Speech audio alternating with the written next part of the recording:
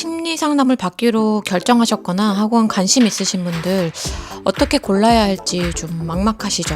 저는 심리 상담을 여러 차례 받아봤고 심리 상담에만 1천만 원, 1천만 원 정도는 쓰지 그 이상은 쓴 것 같아요.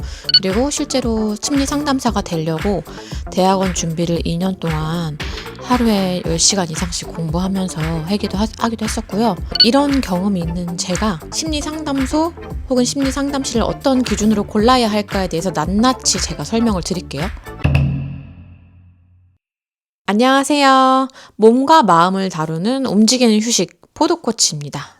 제 영상의 댓글에 심리 상담소 어떻게 골라야 하냐라고 물으신 분이 계셔가지고 실제로 많이 어려워 하시기도 하고, 그래서 오늘은 이제 상담 선생님 어떻게 골라요? 상담소 어떻게 골라요? 라는 그 질문에 대한 답을 가져왔어요. 일단은 제가 여러 가지 기준을 좀 잡아봤어요. 첫 번째는 제가 선택했던 기준을 말씀드릴게요. 저는 상담사 선생님을 첫 샷에 되게 운이 좋게도 감사하게도 좋은 선생님을 만났고, 그게 이제 첫 상담에서 2년까지 이어갔고요. 되게 많은 제 내적 성장이 있었어요. 그 당시에 제가 골랐던 기준 몇 가지가 있었는데, 첫 번째 기준은 일단은 학력이었어요. 물론 학력이 전부는 아닌 거 당연히 알고 있죠. 저도 마음챙김을 하지만 마음챙김에 대한 자격 요건이 지금 없기도 하고, 자격증 부여받은 거는. 하지만 저 비전문가 입장에서 봤을 때 어느 정도 증명을 해주는 게 저는 학력이라고 생각을 했었거든요. 그 심리 상담 영역에서, 심리 상담 학문에서 카톨릭 대학원이 사실 제일 들어가기가 힘들어요. 그렇게 저는 알고 있어요. 들어가기 제일 힘들어요. 카톨릭 대학교 심리상담 대학원이 카톨릭 대학교 심리학과 학부 나온 사람들도 재수를 할 정도로 이제 들어가기가 힘들다. 시험도 통과해야 되고 커트라인이 높다라는 걸 제가 알고 있었기 때문에 일단 카톨릭 대학원을 나오신 분이 있었으면 좋겠다라는 생각이 들었고요. 그리고 여러분 특히 조심해야 할 게, 심리상담이 이게 민간 자격증도 있거든요. 근데 진짜 국가에서 주는 심리상담 자격증은 그 대학원을 필수로 졸업을 해야 돼요. 대학원. 이 대학원도 조금 더 얘기가 들어가자면 이제 특수대학원이 있고 일반 대학원이 있잖아요. 저는 일반 대학원을 애초에 준비했었는데 일반 대학원이 들어가기가 더 힘들어요. 그리고 들어가고 나서도 특수대학원은 어느 정도 직장을 다니면서도 내가 시간을 내서 학위를 딸 수 있는 그런 사람들을 배려하기 위해서 만든 부분도 있고, 일반 대학원은 내가 풀타임으로 이거 학문에 전념하겠다라는 걸 위해서 만든 그런 목적이 있기 때문에 저도 일반 대학원을 지원했었고, 그렇기 때문에 나는 일반 대학원을 나온 사람이 더 신뢰가 간다라고 생각을 했었어요, 당시에. 그래서 제가 봤던 기준인 카톨릭 대학교 일반 대학원 석사, 박사를 졸업했는가. 그리고 졸업하고 나서도 필드에서 몇 년 동안 일을 했는가. 그게 제 기준이었어요. 근데 그런 기준이 있다면 사실 비용이 좀 높긴 한데 좋은 선생님을, 어느 정도 숙련된 선생님을 만날 가능성이 높을 거라고 생각을 했고, 실제로 그게 그렇게 됐습니다. 네. 그리고 두 번째로는 개인 사업자인가 아니면 프랜차이저인가, 이런 기준도 있거든요.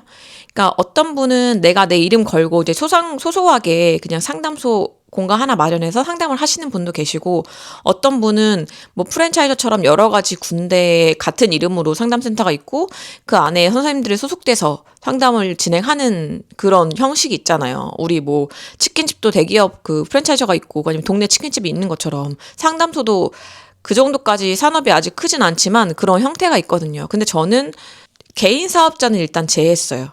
왜냐하면 이거는 제가 이제 저도 사업을 해봤고, 작지만 창업을 해봤고, 소속 기관에 소속되어서도 일을 해봤는데, 개인 사업자는 검열해주는 사람이 없잖아요. 그러니까 내가 뭘 잘하든 못하든 검열해주는 사람이 없다라는 게 장점이다, 단점이죠. 그만큼 자유롭지만 내가 잘하고 있는지 못하고 있는지 이거를 그만큼 사람이 있는 것처럼 잘 알 수는 없다. 그리고 두 번째는 프랜차이저는 내가 돈을 물론 그 공간과 쉐어를 해야 되지만 어느 정도는 이 프랜차이저 그를 갖고 있는 그 대장 있잖아요. 대표님. 그 대표님이 어느 정도 필터링을 한 사람을 보고 한번 필터링을 한 선생님인 거잖아요. 그렇기 때문에 조금 더 안전할 수 있겠다라는 생각을 해서 저는 두 번째 그 좀 프랜차이저의 그 내부에서도 선생님을 고를 때 첫 번째 기준이 그 카톨릭 대학교 석사 박사를 졸업하시고 필드에서도 몇 년 하신 분으로 간 거예요. 네, 그렇게 선택을 했고요. 물론 개인 사업자로 하시는 분들 중에 정말 훌륭한 분들 많이 계실 거예요.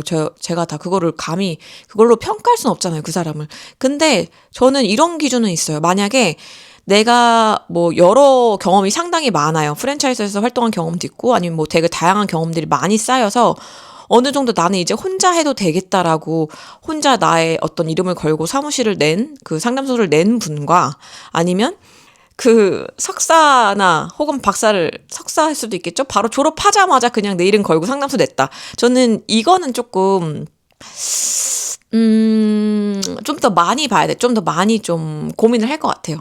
왜냐하면 그 요가 업계도 똑같거든요. 그러니까 모든 업계가 다 똑같다고 생각을 해요. 졸업하자마자 내 이름을 걸고 뭔가를 낸다? 뭐 진짜 뛰어나면은 그럴 수도 있는데 사실 그 배우는 것과 그 필드에서 실제로 뛰는 건 정말 다르거든요. 되게 많이 다르잖아요. 모든 것들 간에. 모든 것이 학문과 내가 실제로 그 고객들을 직접 몸으로 부딪히면서 만나고 그러면서 막 깨지고 배우고 이러는 거는 상당히 다른데 사실 프랜차이저처럼 위에 어떤 정도 사람이 있거나 한 분들하고는 나 말고 다른 동료 선생님들도 있고 혹은 나보다 좀 더 위에 상사 선생님들도 있으면 내가 이런 것들을 헤쳐나가는 데 있어서 되게 많은 도움을 받을 수도 있고 내가 성장하는 발판이 되잖아요. 혹은 내가 뭘 잘못하고 있으면 꾸짖음을 받을 수도 있고. 근데 졸업하자마자 이제 개인 사업을 내신 분들은 이런 기회가 비교적 없단 말이죠. 그래서 뭔가 되게 안전한 기준을 마련하기는 사실 더 쉽지 않잖아요. 이게 상담 선생님들의 제가 안전이란 단어를 사용했는데 이게 과연 상담 선생님이 안전하다는 게 이런 게 좀 논의거리인가요?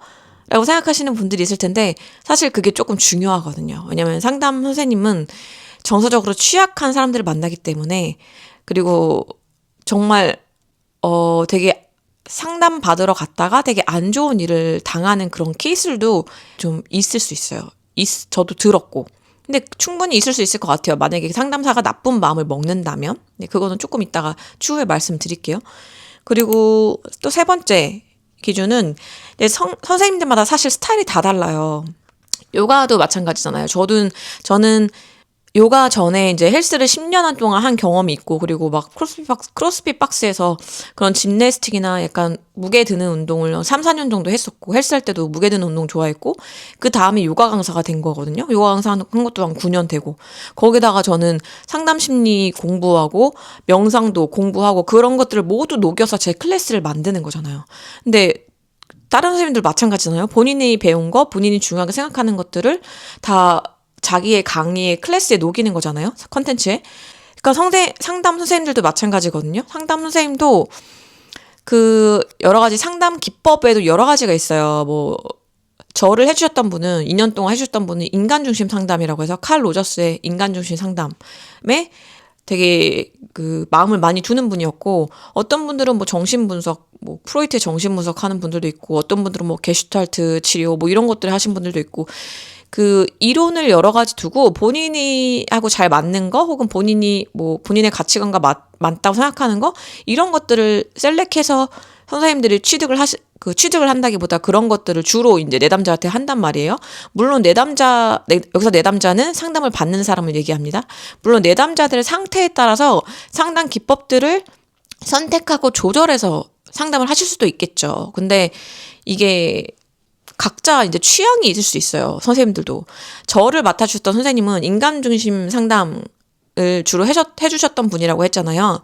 그게 어떤 상담 기법이냐면 굉장히 내담자한테 정말 따뜻하고 친절하고 온 마음을 다해서 공감해주는 기법이에요. 그게 인간중심 상담을 만든 칼 로저스가 믿는 게 인간은 정말 비판단적인 그런 정말 내면적인 풀 공감을 받았을 때 그 사람이 스스로 지혜의 길을 찾아갈 수 있다라는 정말 따뜻한 이론이거든요. 그러니까 그래서 조언을 주기보다 그 사람이 스스로 길을 찾을 수 있게 그 헌신적인 공감을 제공을 하는 거예요. 그러니까 지금 보시면 되게 지금 많이 알려져 있는 이호선 선생님 있으시죠? 코랑이 상담 선생님. 그 선생님하고는 굉장히 다른 거죠. 그러니까 상담 기법도 되게 여러 가지고 선생님의 스타일에 따라 되게 다르단 말이에요.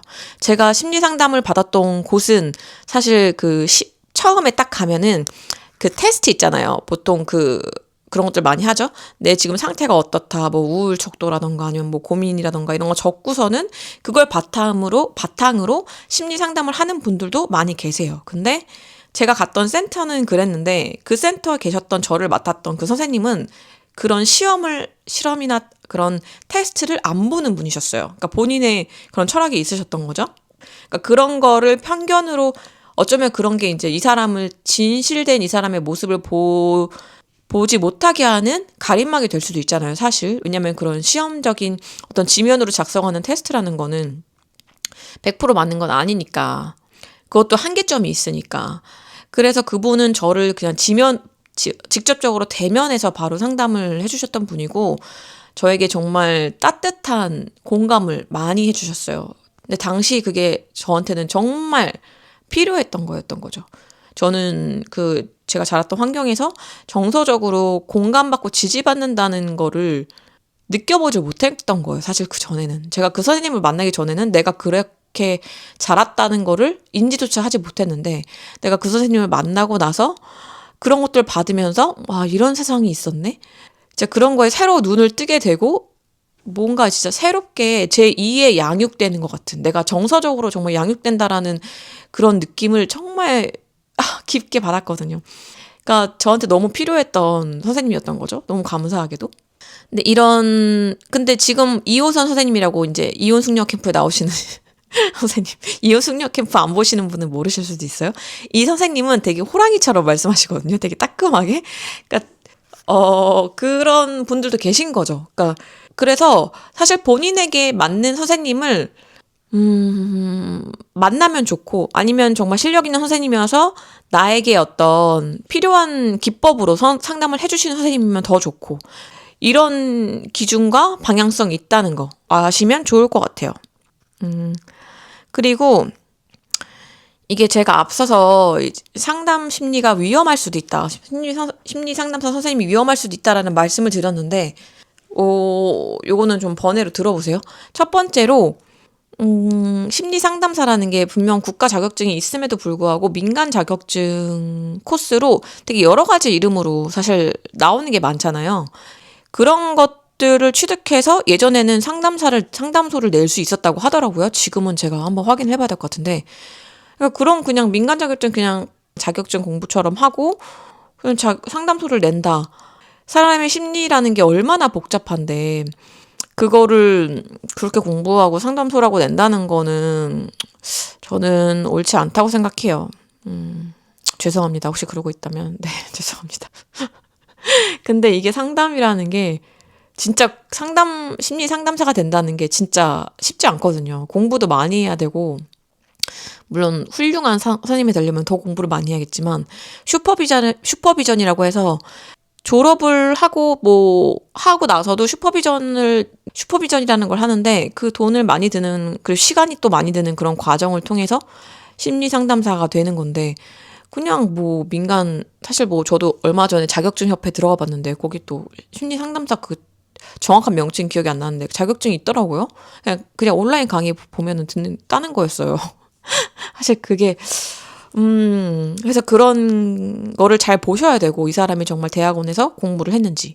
그리고 일부, 실력도 실력이지만, 인성에서도 문제가 있을 수 있어요. 이게 왜냐하면, 그러니까 인성에서 문제가 있다는 게 두 가지 측면이 있겠죠. 그러니까 제 말은 일부러 나쁜 의도를 갖는 경우, 혹은 두 번째는 의도는 없지만 자신의 역동 때문에, 자신의 어떤 그런 심리적인 아직 해결되지 않은 문제 때문에 내담자에게 피해를 주는 경우가 있을 수 있겠죠. 그러니까 첫 번째 같은 경우는 일단 상담사 자격증을 제대로 땄냐 이거는 제외하고 딴 분에 대해서 얘기하는 거예요. 이번에는 대학원을 이미 졸업한 분들에 대해서 말씀드리는 거예요. 그러니까 심리 상담 자격증 책을 공부할 때도 이런 사례가 나와요. 예를 들어 그 내담자, 그러니까 상담을 받으러 오는 사람이 정신적으로 취약한 상태잖아요, 지금. 그리고 뭐 여성이에요, 예를 들어 젊은 여성. 근데 상담사 선생님은 남자인 거예요, 남성인 거예요. 이게 성별이 바뀔 수도 있죠. 근데 이 사례에서는 남성이셨어요. 조금 나이가 있으신. 근데 이제 상담을 받다 보면 되게 정서적으로 의지하게 된단 말이에요. 그렇게 될 수 있단 말이에요. 그리고 상담사는 정서적으로 이게 좀 노련하기 때문에 그렇게 내담자를 만들 수도 있어요. 그런 스킬이 있는 분들도 계세요. 그게, 그래서 윤리가 굉장히 중요해요. 윤리, 상담사의 윤리가.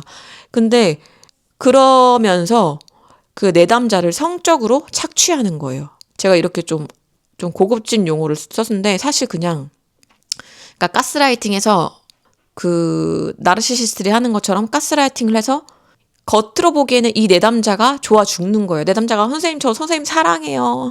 선생님하고 사귀고 싶어요. 막 이렇게 하는 건데 그게 사실은 상담자 윤리에서 보면은 하면 안 되는 거거든요. 그렇게 아무리 내담자가 한다고 해서 그거를 응하면 안 되는 거거든요. 뭐 잠자리를 가진다거나 뭐 그거는 하면 안 되는 거거든요. 근데 그거를 하는 사례들도 있다. 근데 그게 진짜 사랑이 아니다. 그러니까 취약해진 내담자에게 어떤 정서적으로 가스라이팅하거나 아니면 뭔가 그 내담자가 어떤 그 안에서 역동이 일어나는 거죠.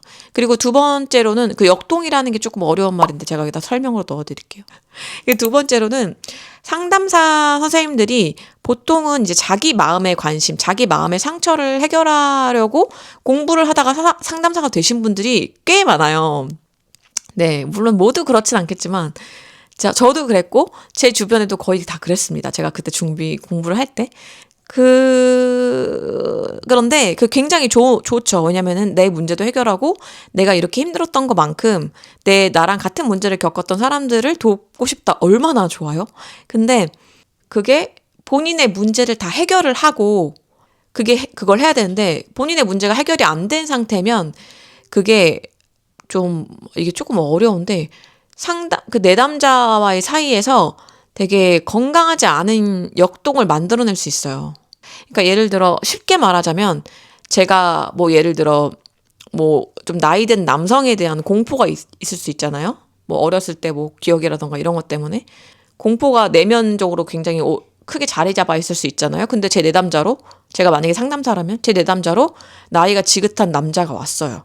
근데 저는 이 내담자가 있는 그대로 안 보이는 거예요. 왜냐면 나의 속에는 이 나이 많이 든 남자에 대한 공포심과 또 한편으로는 혐오, 뭐 이런 것들이 있기 때문에 이 사람이 있는 그대로 받아들여지지가 않는 거죠. 그래서 제가 그 사람에게 전달되는 에너지나 뭐 상담 내용들, 그런 것들이 이 사람에게 정말 건강하고 올바르게 전달이 안 되는 거죠. 이거는 되게 간단한 예시인데, 되게 좀 단순화된 예시인데 이런 문제가 있을 수 있어요. 그래서 본인의 문제를 충분히 해결한 상담사, 혹은 내가 어떤 자기가 가진 그런 것들과 부딪히지 않는 내담자들을 만났을 때, 그러니까 그런 것들이 되게 좀 내가 내담자로 상담사한테 갔을 때 좀 어렵다고 느낄 수 있는 거죠. 그리고 또 너무 얘기가 길어지는데, 반드시 나를 행복하게 만드는 선생님이 좋은 선생님은 아닐 수 있어요. 그러니까 그게 어려운 거예요. 근데 이 얘기는 제가 조금 나중에 다시 알려드릴게요. 이게 되게 어렵고 조심스러운 얘기라서 아무튼 제 영상은 여기까지고요. 혹시 궁금하셨던 부분이라던가 아니면 뭐 좋았던 부분, 아니면 좀 더 필요하신 부분 있으면 댓글 남겨주시면 저도 많이 소통을 해볼게요. 이제 앞으로 영상을 매주 올려보려고 합니다. 네, 다양한 영상, 정신적인 거, 그리고 몸에 관한 거 가져오도록 할게요. 제 영상은 여기까지였습니다. 네, 오늘 좋은 하루 보내세요. 안녕. 포도꽃이었습니다.